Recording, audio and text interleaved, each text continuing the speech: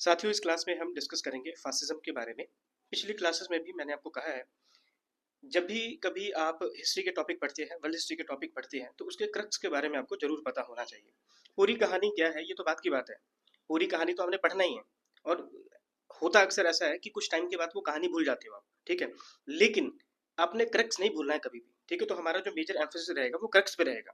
देखो, एग्जाम के पहले तो पूरी कहानी पढ़ के जाना ही है हमने एग्जाम में लिखने के लिए। लेकिन इतने सारे कॉन्सेप्ट है, इतने सारे कॉन्सेप्ट को आप लाइन टू लाइन कैसे याद रखोगे, बड़ा मुश्किल है। तो इसीलिए मैं एम्फोसिस करता हूँ बार बार कि कम से कम आपको क्रक्स के बारे में जरूर पता हो। तो अगर आपसे कोई पूछे कि भाई बताओ फासिज्म क्या है, कभी क्लास में डिस्कशन होगी, कहीं न्यूज़पेपर में कहीं आर्टिकल देख लिया, अपने दोस्तों में कहीं बात छिड़ गई, और बात ये थी कि बताओ जी फासिज्म क्या है, तो कम से कम इसका क्रक्स तो मालूम हो हमें। तो देखिए, फासिज्म क्या है। Fascism was nothing but a kind of dictatorship regime. मैं फिर से रिपीट करता हूँ, fascism was nothing but a dictatorship system prevalent in Italy. Italy में इसकी शुरुआत होती है, और इसको लीड कौन कर रहा है, इसको लॉन्च कौन किया था, उसका नाम था बेनिटो मुसोलिनी। तो बस इतना कम से कम पता हो। फासिज्म क्या है, एक डिक्टेटरशिप का सिस्टम था, इटली में शुरू हुआ था, बेनिटो मुसोलिनी ने इसको शुरू किया था, दैट्स इट। ये क्रक्स है। लेकिन इसके अलावा हमें पूरे बैकग्राउंड के बारे में पता होना चाहिए, पूरी कहानी के बारे में हमें पता होना चाहिए। जब ये फासिस्ट मूवमेंट आया तो कौन कौन सी एक्टिविटीज वहां पे आपको देखने को मिलता है, इन सभी चीजों के बारे में हमें पता होना चाहिए।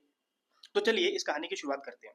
अच्छा, एक बात ये जरूर आप यहाँ पे डिस्कस कर सकते हैं कि फासिज्म के बारे में तो हमने बहुत सुना है, हमारे टीचर्स बात करते हैं, न्यूज़पेपर में आर्टिकल्स हम देखते हैं, सिलेबस में हमें पढ़ना पड़ता है।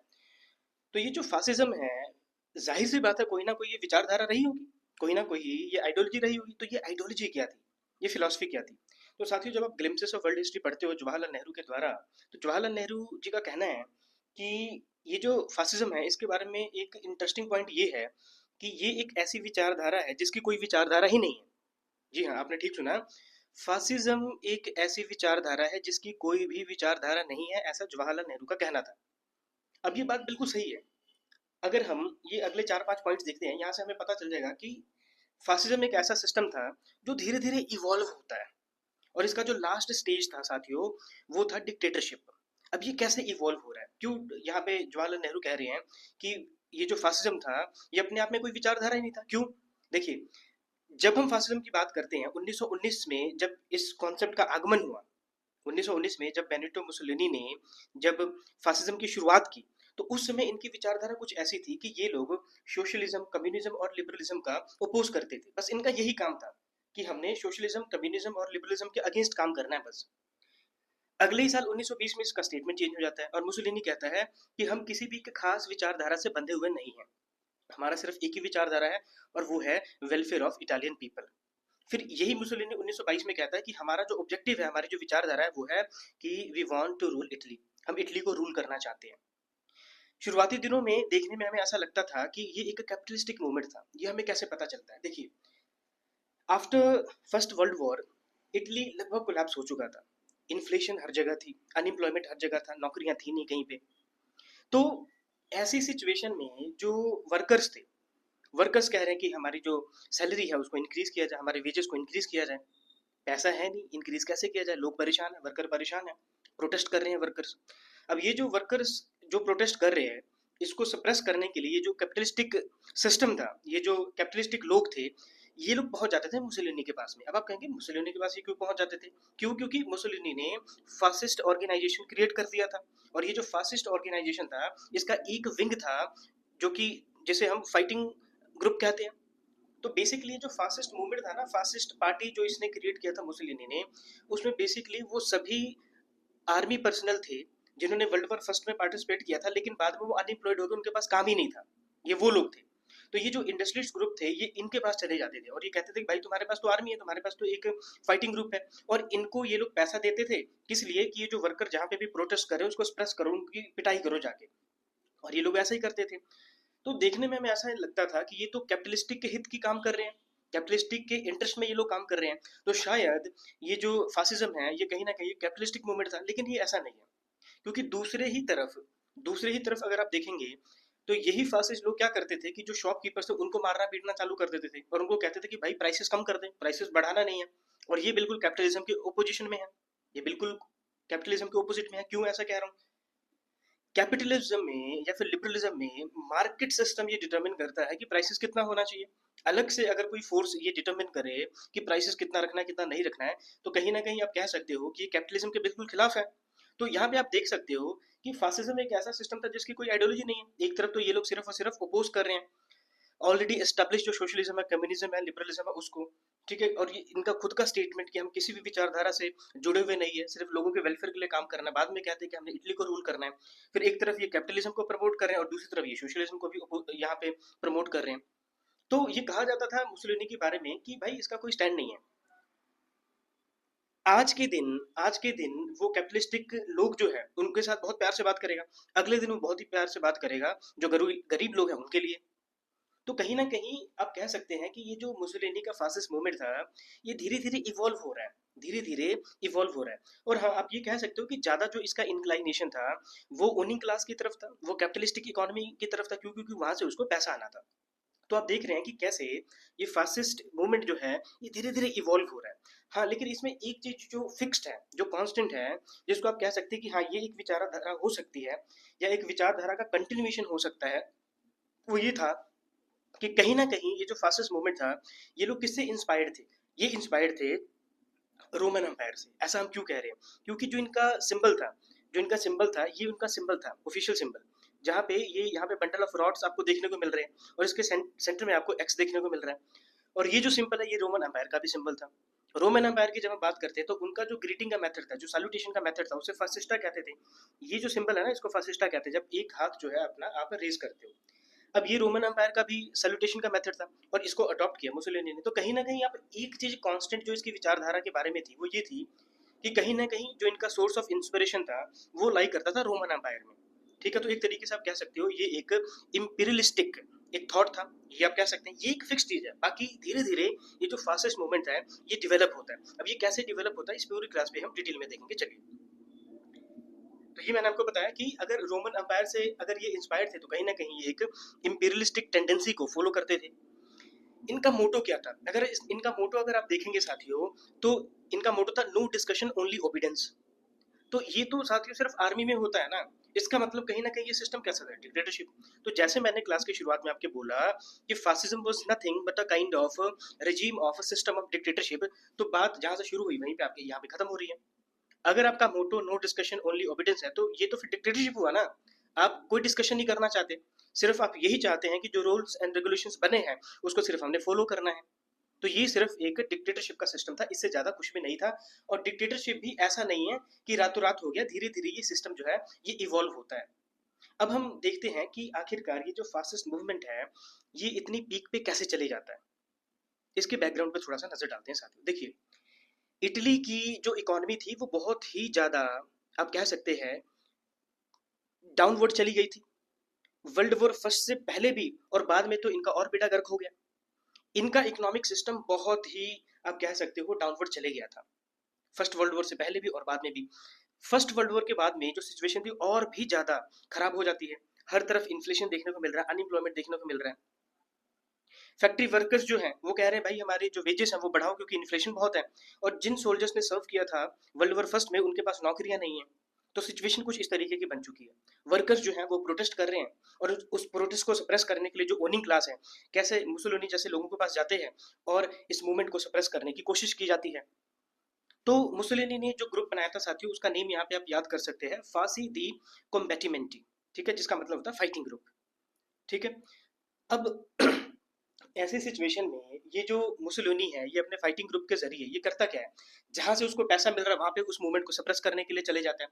और उसका खुद का ऐसा माइंडसेट बन चुका था कि सोशलिज्म के बिल्कुल वो अगेंस्ट है, कम्युनिज्म के बिल्कुल अगेंस्ट है, लिबरलिज्म के बिल्कुल अगेंस्ट है।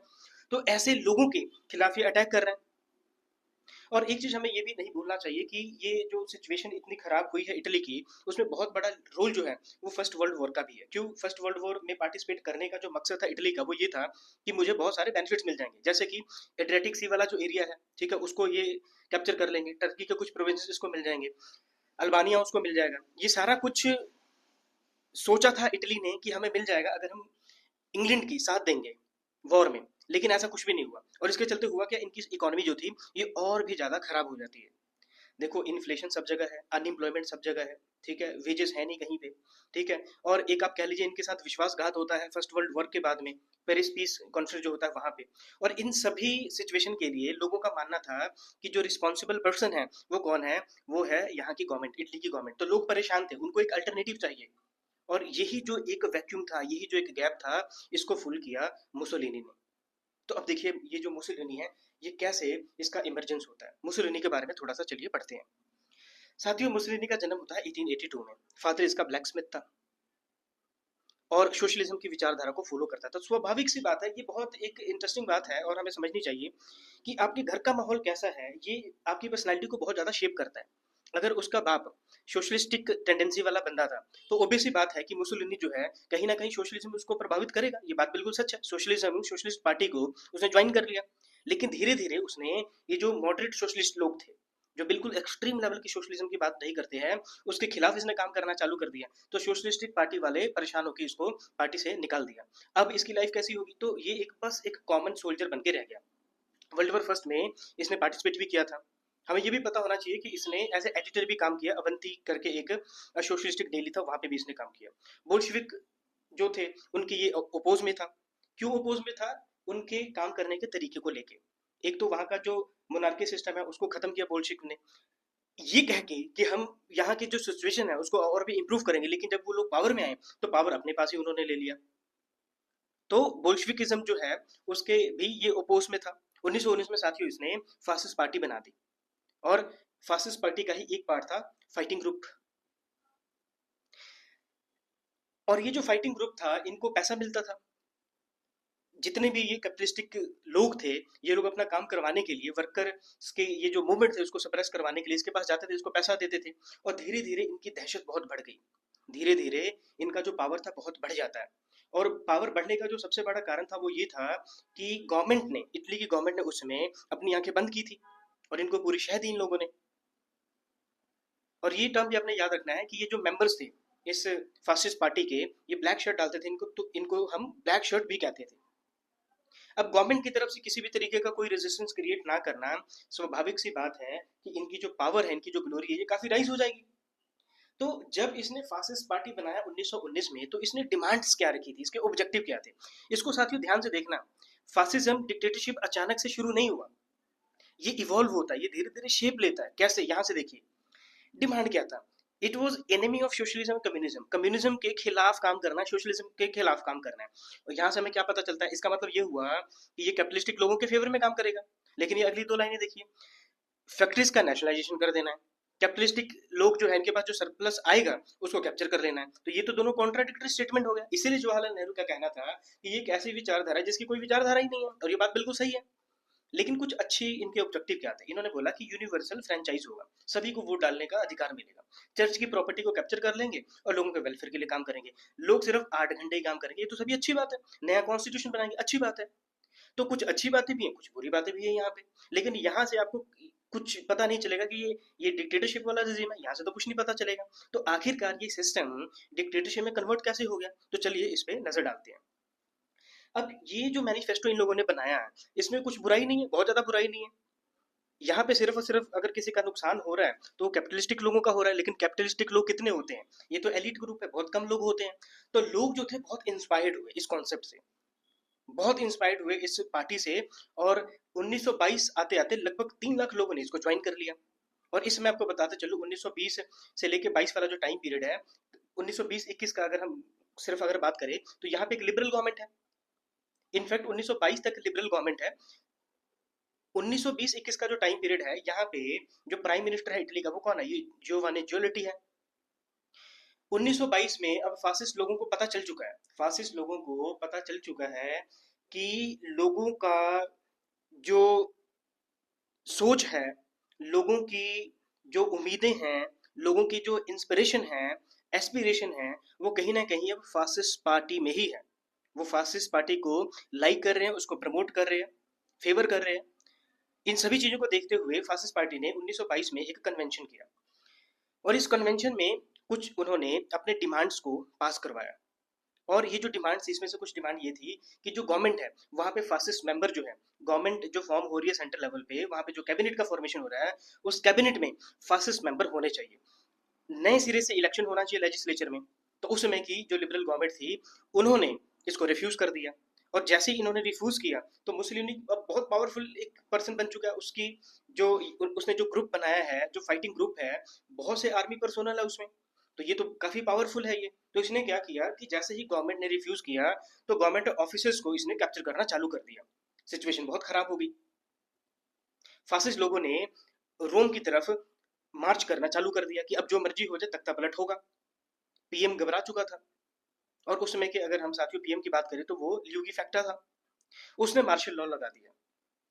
किंग डरा हुआ है, और डरा हुआ किंग जो था वो फिर मुसोलिनी की साइड में हो जाता है। उसने वीटो कर दिया कि मार्शल लॉ जो है ये अब नहीं लगाया जाएगा। और ऐसी सिचुएशन में प्राइम मिनिस्टर जो था उसमें का ल्यूगी फैक्टा, उसको रेजिग्नेशन देना पड़ा। और फिर किंग ने इनवाइट किया मुसोलिनी को कि आए गवर्नमेंट फॉर्म करे और वो नया प्राइम मिनिस्टर बने। और इस तरीके से आप देखते हैं कि कैसे फासिज्म की जीत होती है। फासिज्म अब पावर में है, मुसोलिनी अब पावर में है। तो देखो, ये इसका मैनिफेस्टो में बहुत ज्यादा बुराई नहीं है अगर आप देखोगे तो। अब ये पावर में आ चुका है, लेकिन जब ये पावर में आएगा तब इसका माइंडसेट चेंज होगा। अब ये इसका माइंडसेट कैसे चेंज होता है देखिए। जैसे ये पावर में आता है 1922 में, तो पावर में आते ही इसने क्या किया कि इसके जितने भी पॉलिटिकली ओपोनेंट लोग थे उसको क्रश करना चालू कर दिया। जितने भी इसके पॉलिटिकली ओपोनेंट लोग थे इन सभी को जेल में डालना चालू कर दिया। ट्रेड यूनियन को अबॉलिश कर दिया। अब ऐसा तो मैनिफेस्टो में लिखा नहीं था ना इसने कि ये सभी करेगा। फ्रीडम ऑफ प्रेस को इसने कर्टेल कर दिया। पुलिस की पावर को बहुत ज्यादा इंक्रीज कर दिया।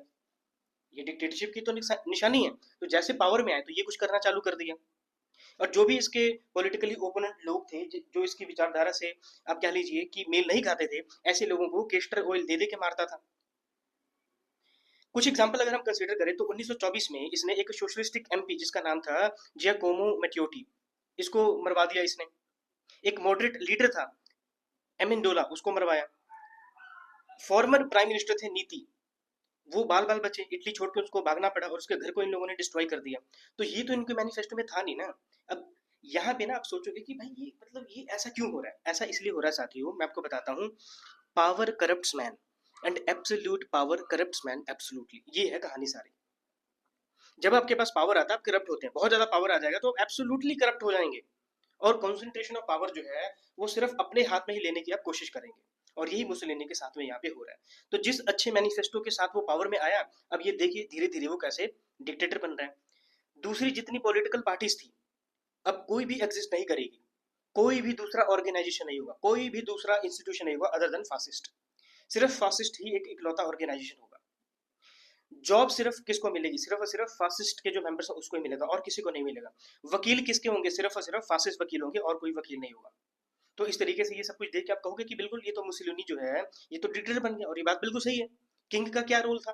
तो किंग को फिर इन्होंने साइडलाइन कर दिया, पार्लियामेंट को लगभग इन्होंने खत्म कर दिया और एक अपना कॉन्सेप्ट इंट्रोड्यूस किया जिसे हम फासिस्ट ग्रैंड काउंसिल कहते हैं। और इसका लीडर कौन था? ये मुसोलिनी खुद बन जाता है। एक अच्छा काम किया जो वैटिक जो कैथोलिक्स हैं उनको अच्छा लगेगा खास करके, कि पोप और गवर्नमेंट के बीच में जो ये कॉन्फ्लिक्ट बहुत लंबे समय से जो चल रहा था उसको इसने खत्म किया। वेटिकन को एक अलग देश डिक्लेयर कर दिया इसने, और इसका हेड इसने डिक्लेयर कर दिया कि पोप जो है वो इसका हेड होगा। बस ये एक कह लीजिए कैथोलिक्स के फेवर में एक इसका आउटकम देखने को मिलता है। हाँ, कुछ लोग ये भी कहते हैं कि इसके टाइम पीरियड के दौरान में जो जो इसने प्रोमिस किए थे कि 8 घंटे काम मिलेगा, ठीक है, और जो एम्प्लॉयमेंट है वो जनरेट होगा, वेजेस बढ़ाए जाएंगे, तो हाँ इस फील्ड में इसने काम किया था, इसमें कोई दो राय नहीं है। फिर आप सोचेंगे कि ऐसा ये जो सिस्टम है वायलेंस का इस हद तक प्रमोट करना ये आखिर खत्म कब होता है? तो ये साथियों खत्म होता है जब सेकंड वर्ल्ड वॉर खत्म होता है, जब इटली की हार होती है और इसके बाद ही बेनिटो की मौत होती है और फिर वापस से इटली में एक रिपब्लिकन सिस्टम जो है ये एस्टेब्लिश हो जाता है। तो इस तरीके से हमने देखा साथियों फासिज्म क्या है, ये कैसे इवॉल्व होता है, कैसे बेनिटो मुसोलिनी एक अच्छे ऑब्जेक्टिव के साथ में पावर में आता है, लेकिन with the passage of time कैसे वो डिक्टेटरशिप में कन्वर्ट हो जाता है। So thank you for watching, keep learning, keep growing. जय हिंद।